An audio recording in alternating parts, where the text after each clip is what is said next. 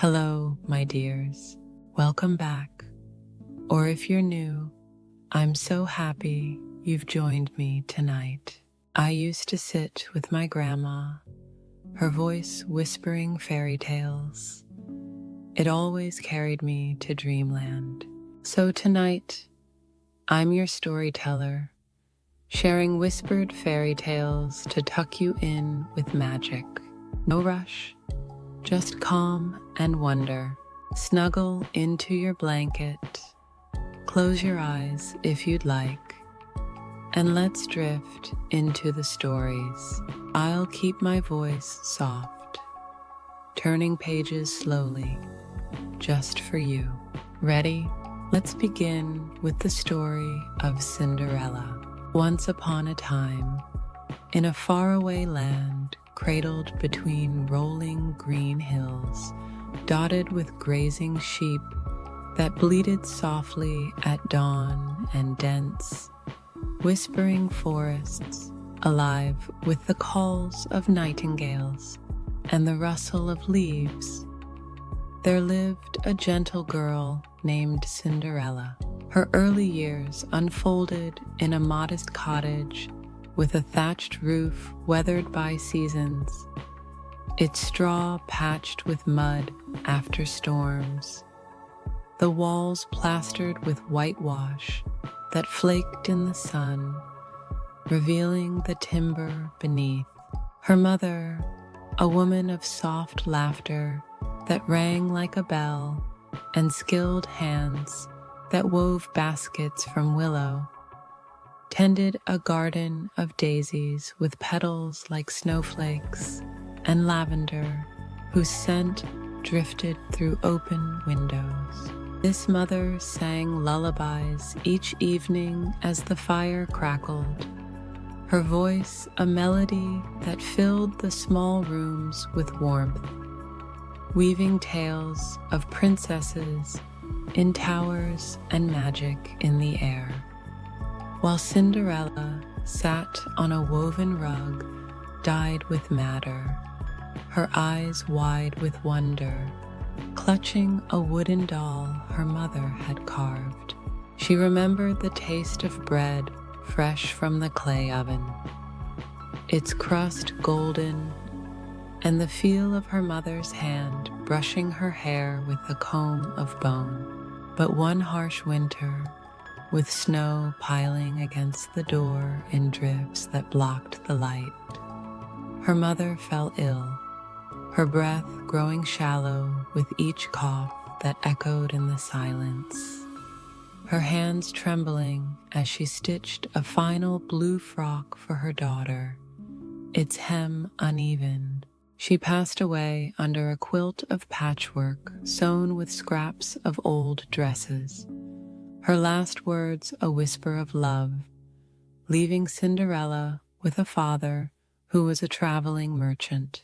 He roamed the trade routes with caravans of mules laden with spices from the east, cinnamon that spiced the air, saffron that stained his fingers yellow, and silks from distant looms that shimmered like water.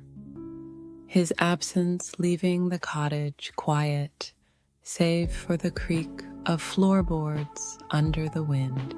Seeking to fill the void, he remarried a woman from a wealthy family, known for her proud demeanor that silenced rooms and a sharp tongue that cut like a blade through silk, who arrived with two daughters, Anastasia and Drizella. These girls, with their curled hair tied with satin ribbons that fluttered like flags, and haughty stares that pierced like arrows, mirrored their mother's vanity and laziness, their laughter a shrill sound. The stepmother brought trunks of fine clothes, velvet cloaks lined with fur, lace petticoats that rustled, and satin slippers that clicked, along with silver candlesticks that gleamed on the mantel, transforming the cottage into a grand house with tall windows overlooking the village square, where children chased hoops and merchants called, and polished oak floors that echoed with their footsteps. The grain worn smooth after her father's sudden death from a fever, contracted on a journey to a distant port, where he had bartered for pearls under a scorching sun that blistered his skin. The stepmother seized control with a grip of iron, her voice commanding the servants, relegating Cinderella to a servant's role. Each morning, before the first rooster crowed from the neighboring farm, its cry piercing the mist, Cinderella rose from a straw mattress in the attic, its frame creaking under her slight weight, the straw prickling through the thin blanket, her bare feet padding across the cold stone floor, slick with morning dew that seeped through cracks, leaving wet prints. She swept the hearths where embers glowed faintly under a mantle carved with roses, their petals worn smooth by time and soot, scrubbed the floors with a worn brush that shed bristles into the water, her knees aching as she leaned into the strokes, the suds soaking her dress, washed stacks of dishes caked with the step-sisters' feasts of roasted duck glazed with honey that dripped, sugared pastries dusted with cinnamon that left a sweet residue, and bowls of cream that curdled if left too long, and tended the fire that heated their luxurious chambers, adorned with tapestries of hunting scenes, where stags leaped over streams and hounds chased with open jaws.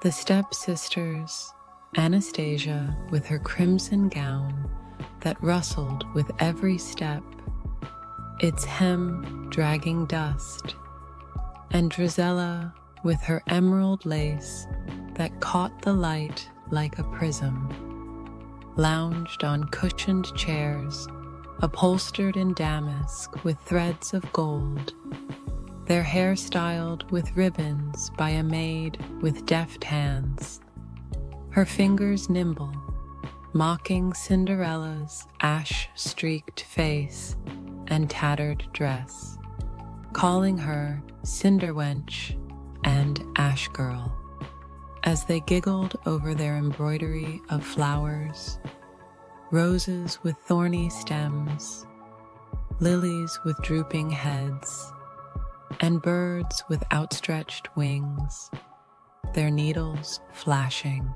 The house filled with the cloying scent of their rosewater perfumes, distilled from petals in the stepmother's still, that bubbled in the kitchen, clashing with the soot that clung to Cinderella's hands, the damp wool of her sleeves stained gray, and the faint tang of wood smoke that lingered in her hair. She worked silently, her only solace the small garden window where she watched sparrows flit among the wilting roses, their songs a brief escape from the clatter of plates and the distant church bell tolling the hours, its bronze voice steady.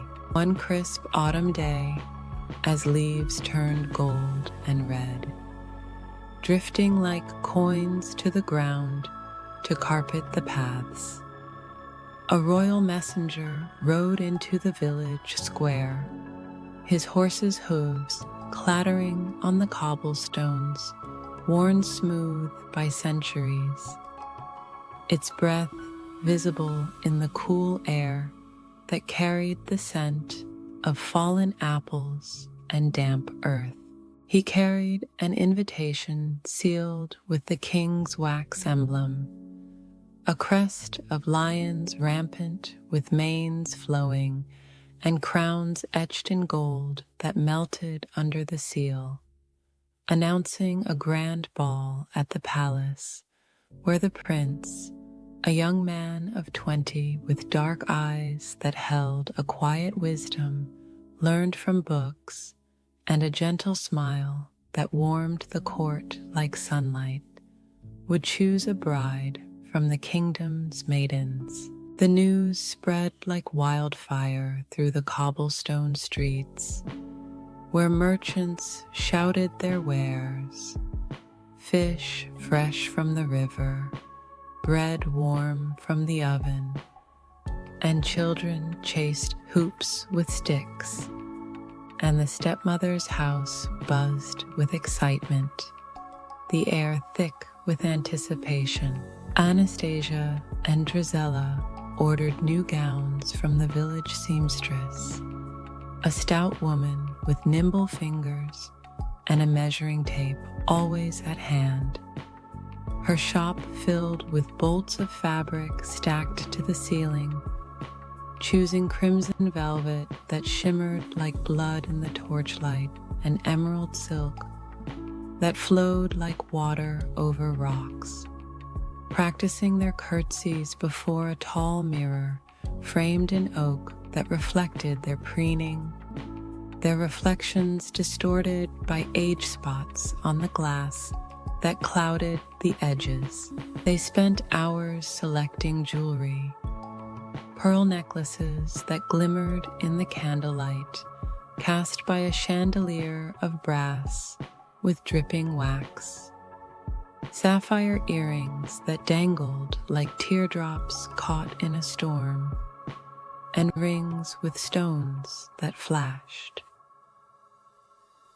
While Cinderella watched from the corner, her hands busy mending their old stockings, with a needle that pricked her fingers, drawing tiny beads of blood that stained the thread, the fabric tearing under her tired hands.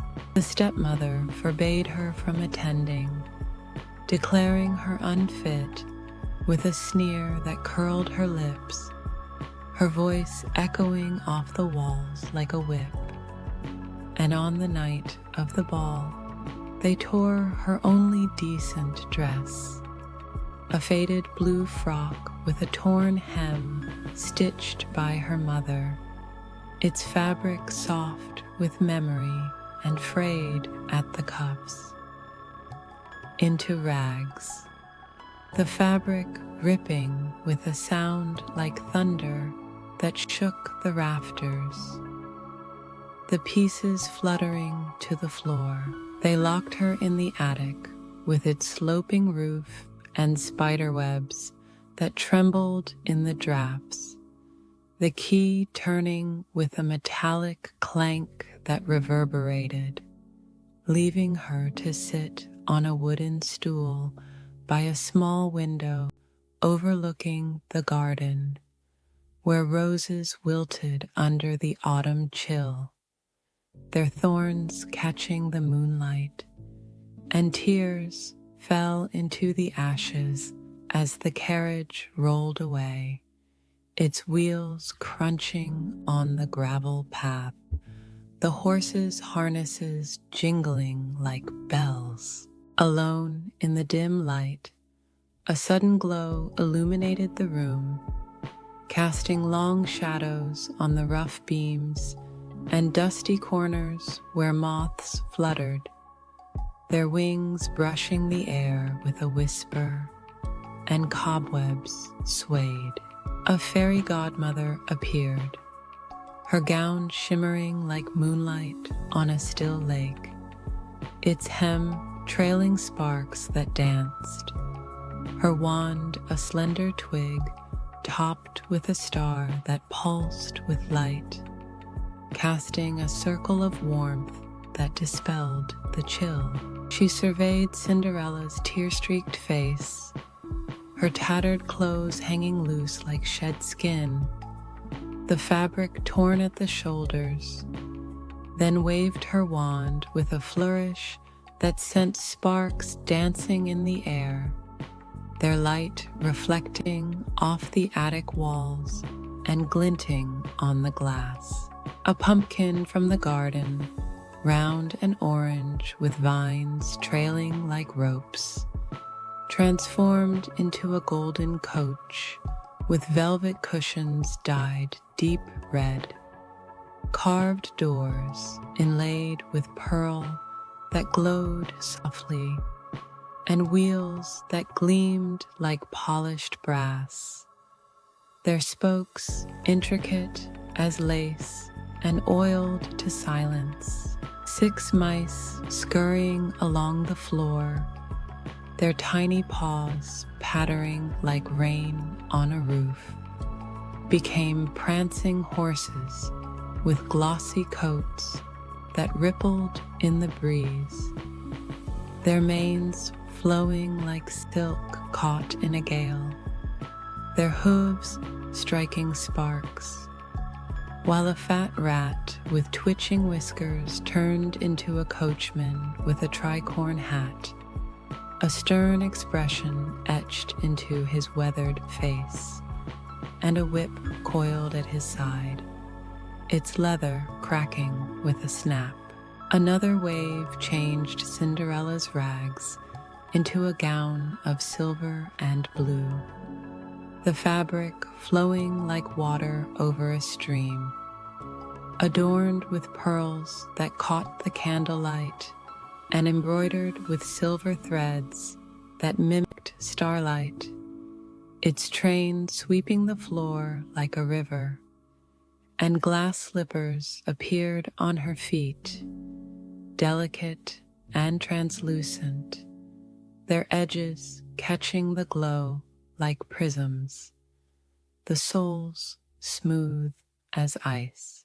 The fairy godmother warned her to return by midnight, when the spell would fade and the magic dissolve into the ether, her voice firm yet kind as she adjusted the gown's hem, her fingers brushing the fabric, and fastened a cloak of starlight around her shoulders. The coach rolled toward the palace, its wheels silent on the forest path lined with ancient oaks, their branches arching overhead like a cathedral. And Cinderella arrived as the gates opened, the iron creaking like a groan, her beauty silencing the chattering courtiers in their powdered wigs, satin coats of burgundy and gold, and gowns of every hue from sapphire to rose, their fans fluttering.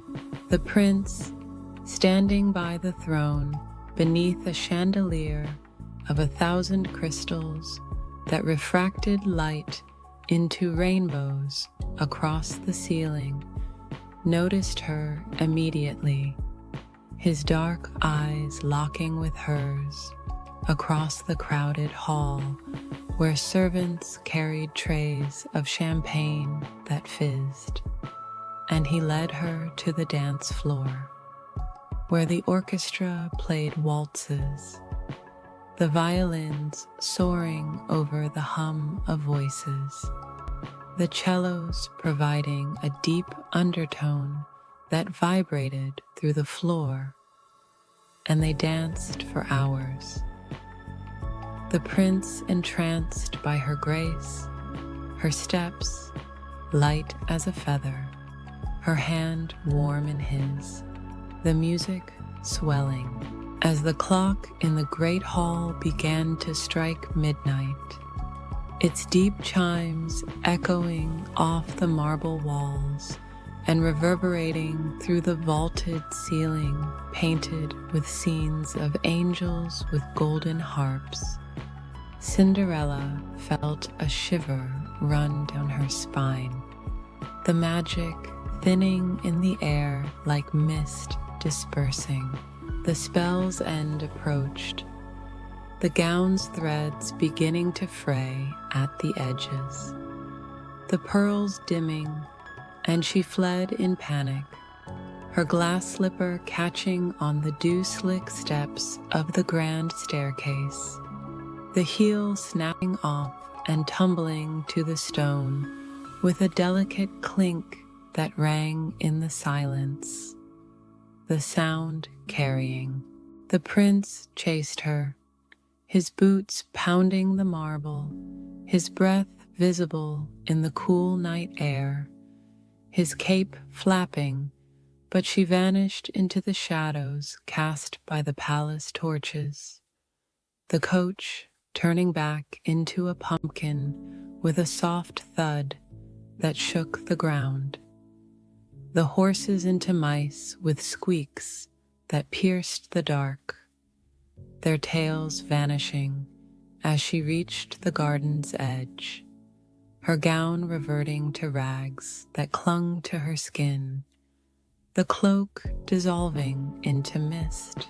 The next morning, the prince held the slipper, its fragility a symbol of his lost love, the glass cool against his fingers, its surface etched with a faint pattern of vines, and declared he would marry the maiden it fit, his voice carrying over the courtyard where servants swept fallen leaves into piles, the brooms swishing, his entourage dressed in royal livery of blue and gold, with epaulets that glinted in the sun, traveled across the kingdom, visiting every house, from thatched cottages with smoke curling from chimneys to stone manors with ivy-clad walls draped in shadow, trying the slipper on countless feet, some swollen with age and calloused from labor in the fields, some dainty with youth and painted with henna from festival dances, while villagers gathered to watch, their murmurs filling the air with speculation, their faces pressed to windows. At Cinderella's home, the stepmother locked the door with a heavy bolt rusted with time, its scrape harsh against the wood, hoping to hide her stepdaughter. But the prince's persistence prevailed, his knock resounding like a drum, the sound shaking the frame. Anastasia went first, her face contorted as she cut her heel with a kitchen knife dulled by use, the blade slipping, blood staining the glass, a deep crimson that dripped to the floor, while Drizella sliced her toes, her cries muffled by the stepmother's hand gripping her shoulder, the skin rough with age and work. The deception failed, the blood pooling on the floor in dark pools that reflected the light, and Cinderella, brought from the attic with dust in her hair and cobwebs clinging like lace, slipped the glass shoe on effortlessly, the other matching pair emerging from her pocket, its twin gleaming like a captured star. The prince recognized her smile from the ball, the curve of her lips familiar, her eyes meeting his, and they rode to the palace in a carriage drawn by white horses with plumes on their harnesses, the bells of the village tolling in a joyous peal that rang through the hills. Days turned to weeks, and the palace buzzed with preparations for the royal wedding.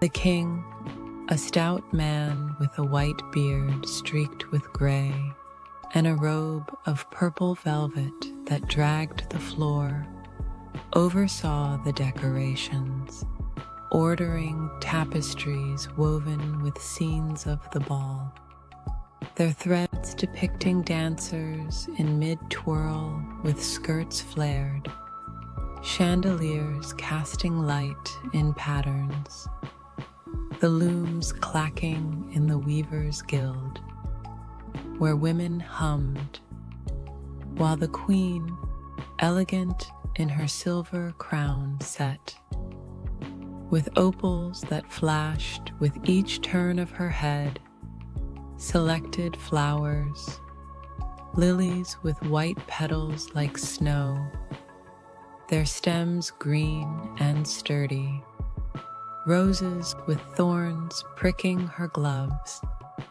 For the ceremony, their petals arranged in baskets by maids, with aprons stained green from the stems. The prince, now betrothed to Cinderella, visited her daily, bringing gifts of lace handkerchiefs embroidered with her initials in blue thread that matched her eyes, books of poetry bound in leather with gold leaf edges that crackled when opened, and a silver comb for her hair carved with vines that curled. Their conversations filled with laughter as they walked the palace gardens where fountains splashed over mossy stones worn smooth by water. Peacocks strutted with tails fanned in a display of color, and rose bushes climbed trellises with thorns that caught the light. The stepmother, back at the village house with its sagging roof leaking in the rain, the drops pattering on the floorboards, plotted to regain favor, sending letters to the court, written in her spidery hand on parchment yellowed with age. The ink smudged, but they were ignored, returned unopened by royal messengers on horseback, their hooves pounding the path, her daughters sulking by the hearth where the fire had dwindled to embers that glowed faintly. Cinderella's fairy godmother appeared once more, her glow soft in the morning light, filtering through the garden's mist, blessing the union with a shower of sparkling dust that settled on the rose bushes, their petals trembling with the weight, ensuring her happiness with a nod of her wand that left a trail of light. The wedding day arrived with trumpets sounding from the towers, their brass gleaming under the sun, the notes soaring, guests arriving in carriages lined with velvet, their wheels creaking over the drawbridge, the wood groaning, and the chapel filled with the scent of lilies. The pews polished to a mirror shine by servants with rags, the air heavy. Cinderella wore a gown of ivory, its train stretching 10 feet, and carried by 6 page boys, in blue with caps tilted, her glass slippers gleaming under the candlelight, cast by candelabras with wax dripping, and the prince, in a coat of royal blue with gold epaulets that caught the light, took her hand, his ring a band of platinum that circled his finger. The ceremony lasted hours, with vows spoken in the ancient tongue by a priest in robes of purple, his voice resonant, the words echoing, followed by a feast of roasted pheasant with sage leaves, crisp and aromatic, sugared fruits piled high on silver platters that reflected the hall, and cakes stacked in towers, their frosting white as snow and decorated with sugar roses that melted slightly. Dancers twirled to the orchestra's tunes, their skirts swirling like autumn leaves in a breeze, and fireworks lit the night sky, their colors red like blood, gold like treasure, green like forests, reflecting on the river below, the booms echoing through the valley, the smoke drifting. Stepmother and stepsisters, relegated to the back with plain dresses of gray wool that itched, watched in silence, their eyes narrowed with envy, their plans thwarted by the crowd's cheers that rose like a wave. Years passed, and Cinderella became a beloved queen, her kindness known throughout the land, from the northern mountains capped with snow, where avalanches rumbled, to the southern plains where wheat waved under the sun, its stalks golden. The palace gardens bloomed under her care, with roses of every hue, red like wine, pink like dawn, yellow like sunshine, climbing trellises of iron that creaked, fountains that sang with water, cascading over mossy stones worn smooth, their basins green with algae, and orchards of apple trees heavy with fruit that dropped to the grass. The thud soft. She and the prince, now king with a crown of gold set with rubies that glowed, had children, 2 sons with his dark eyes that sparkled with mischief, their lashes long, a daughter with her golden hair that flowed like silk, her braids thick, who played in the courtyards, their laughter echoing off the stone walls, riding ponies with manes braided with ribbons by stable boys with calloused hands. The stepmother, grown old and bitter, with wrinkles etching her face like cracks in porcelain, lived alone in the village house, its windows boarded with planks that warped in the damp.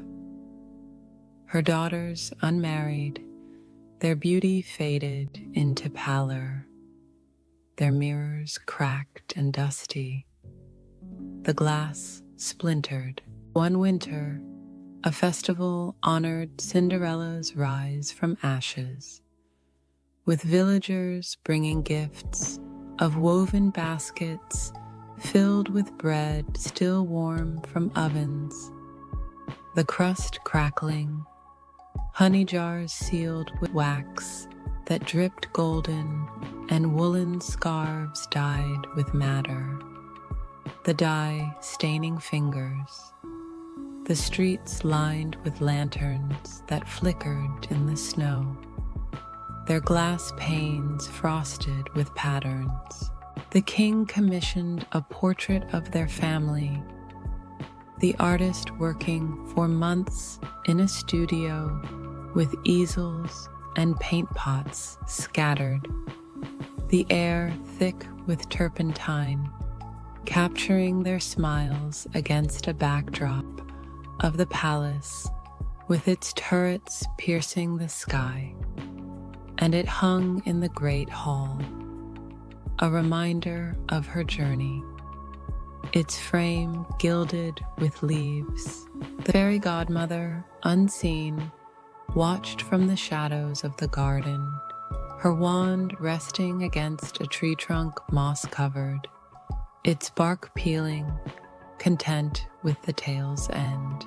The kingdom prospered, its fields rich with grain swaying in the breeze, its people singing songs of the girl who rose from ashes to a throne. Her glass slippers a legend passed down through generations, displayed in a glass case in the palace museum, where visitors marveled, their footsteps echoing.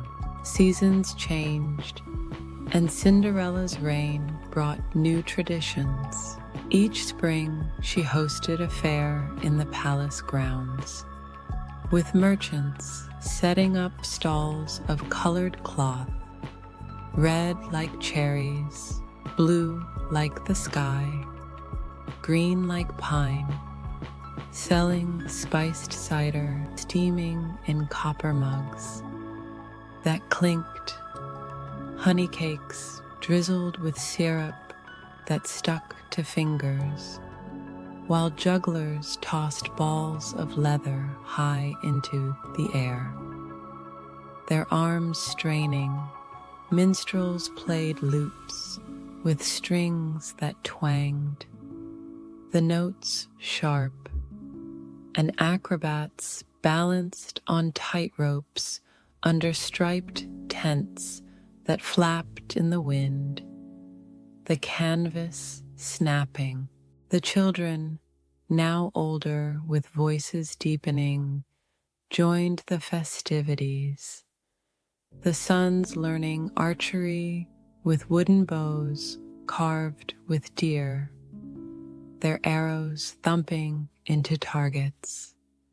With a thud, the straw bales shifting, the daughter dancing with village girls in circles around a maypole wreathed with ribbons, their skirts twirling, the pole swaying. The king built schools in every town, their roofs of red tile gleaming under the sun.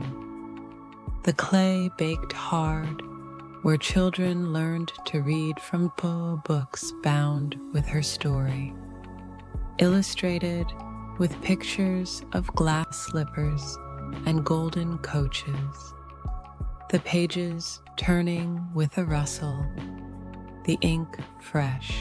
The stepmother, hearing of the queen's success, sent a final letter begging forgiveness, her handwriting shaky on paper stained with tears, the edges curling, but it was met with silence, her isolation complete as the postman rode away, his horse snorting.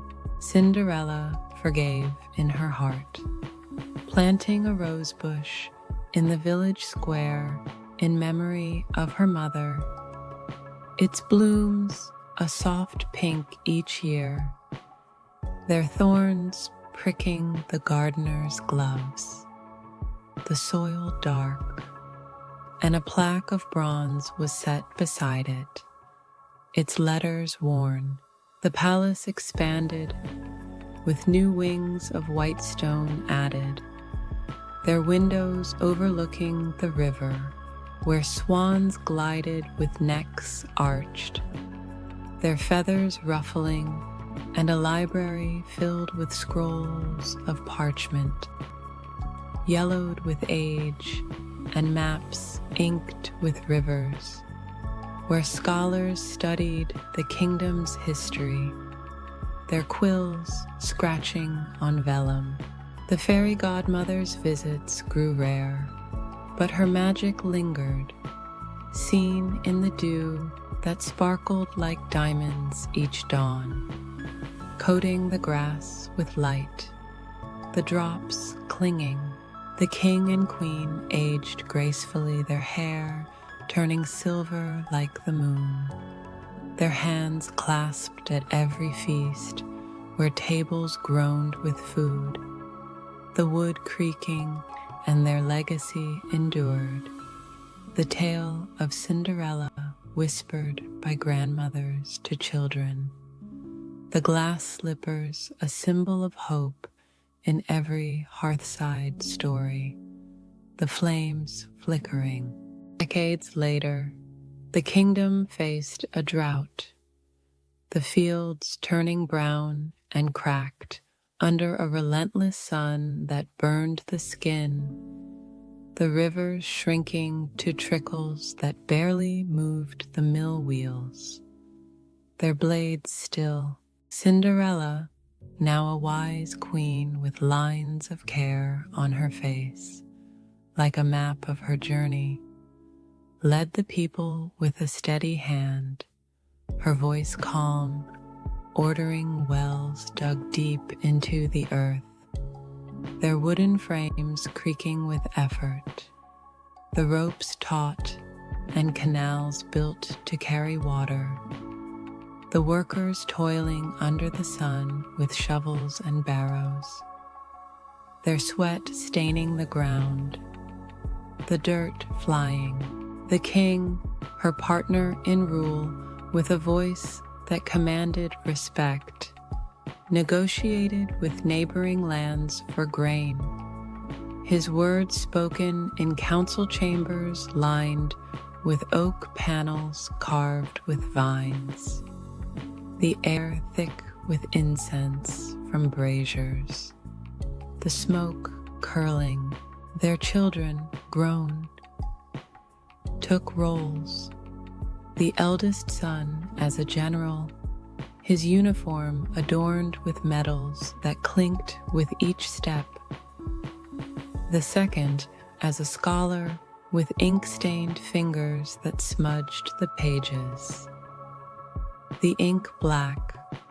The daughter as a healer, tending the sick with herbs dried in bundles, her apron dusted with pollen, the scent sharp. The stepmother, long forgotten, died alone, her house falling into ruin, its windows boarded with planks that warped in the damp, the wood splitting, its garden overgrown with weeds that choked the path. The festival continued, now a symbol of resilience, with lanterns brighter each year, their glass panes painted with stars, the light steady, and a statue of Cinderella was erected in the square, carved from marble veined with gray, her glass slippers at her feet, the stone cold to the touch, the pedestal cracked. Fairy godmother, in a final act, sent rain, the drops pattering on the parched land, filling the canals with a rush, the water gurgling and vanished, her wand dissolving into light that faded. The kingdom thrived again, its people dancing in the wet streets, their shoes splashing, the mud squelching, and Cinderella's story, now a saga, was written into a great book, its pages turned by generations, the glass slippers a relic of magic in a world of wonder, their case polished daily, the glass smudged. Centuries passed, and the tale grew into a cultural cornerstone, its roots deep. The palace became a pilgrimage site, its halls filled with tourists from distant lands, their languages a babel of sound, French, Arabic, Chinese, guided by stewards in livery of blue and gold, their boots polished, the echoes loud. The glass slippers, preserved in their case of crystal with gold trim, drew scholars who debated their origins, their notes filling leather-bound journals with pages that rustled, the ink fading, the rosebush in the village square, tended by a lineage of gardeners with hands calloused, became a shrine, its blooms pressed into books, their petals brittle, its thorns a reminder of struggle, the stems woody. The king and queen's descendants ruled with wisdom, their portraits lining the gallery, each frame heavier with gold, the paint cracking, their eyes following.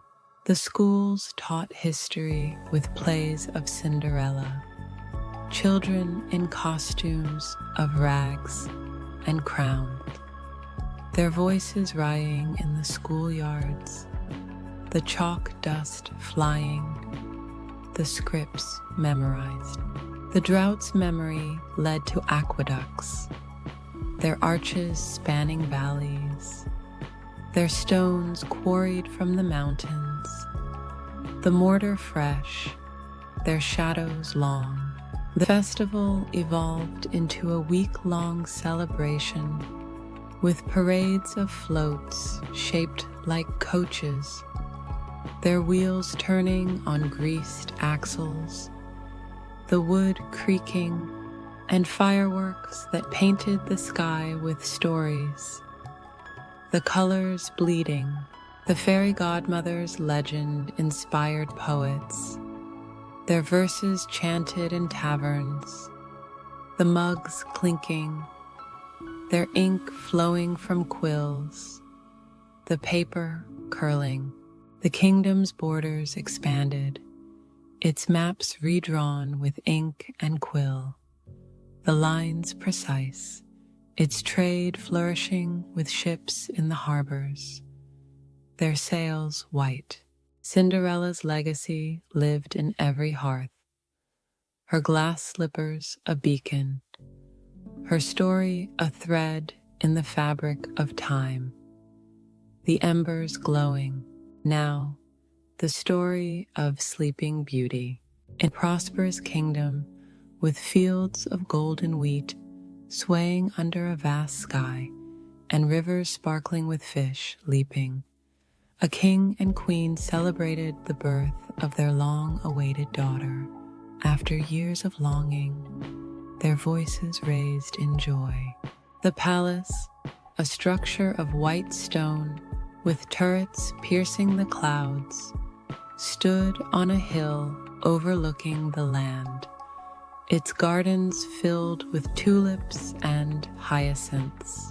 They invited 7 fairies to her christening in the grand hall, its walls adorned with tapestries depicting harvests and hunts, each fairy bestowing a gift, beauty like the dawn with skin like porcelain, grace in every step that silenced rooms, a voice like a nightingale that trilled, skill with a needle that stitched fine seams, a dancer's poise that turned heads, and wisdom beyond her years that guided her thoughts.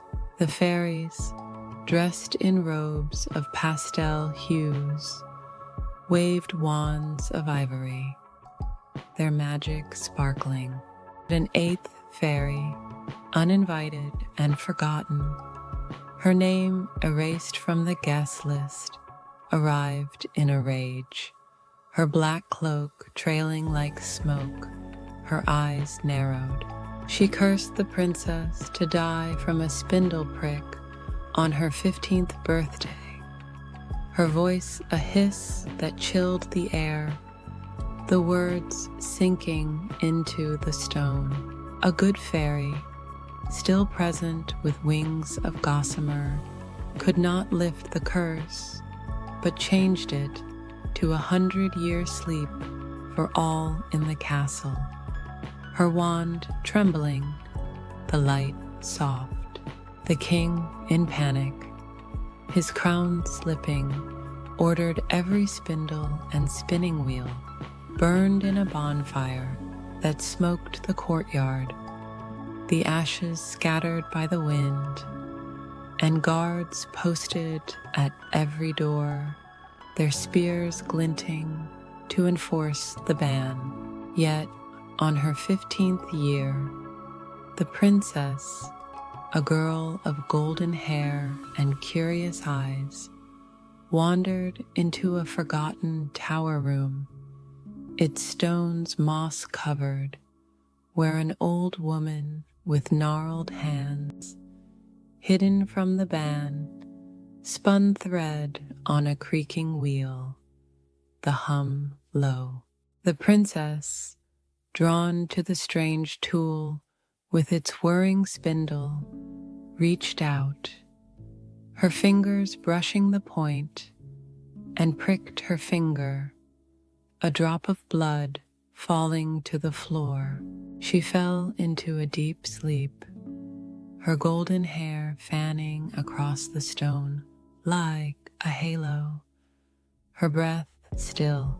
The entire court, from the king on his throne with his scepter raised to the cooks in the kitchen with pots boiling, slept instantly, their snores filling the air, and thorns grew thick around the castle, their branches twisting into an impenetrable wall that snagged cloaks, the roses red as blood.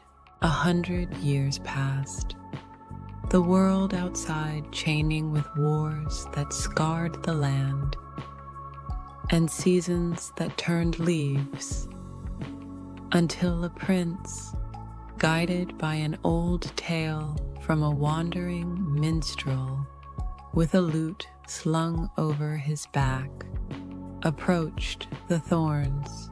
They parted for him alone, the branches creaking, and he climbed the spiral stairs, his boots echoing to find the princess, her beauty untouched, her lips parted.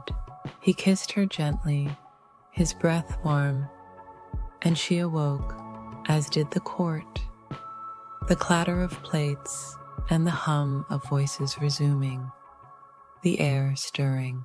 The prince and princess married, and the kingdom rejoiced with feasts lasting a week, the halls filled with music from harps and laughter from guests, the tables laden. Years turned to decades, and the palace thrived under their rule. Its gardens expanded with orchards of pear trees, their fruit sweet.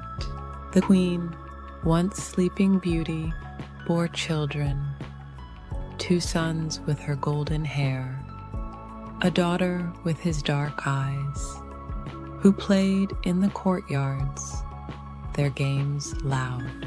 The thorns, a memory, were sculpted into a hedge, its roses tended.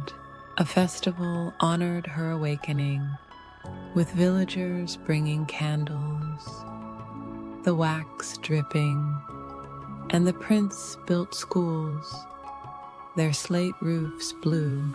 The fairy who cursed lingered in legend, her name whispered, while the good fairy's blessing endured, seen in morning dew.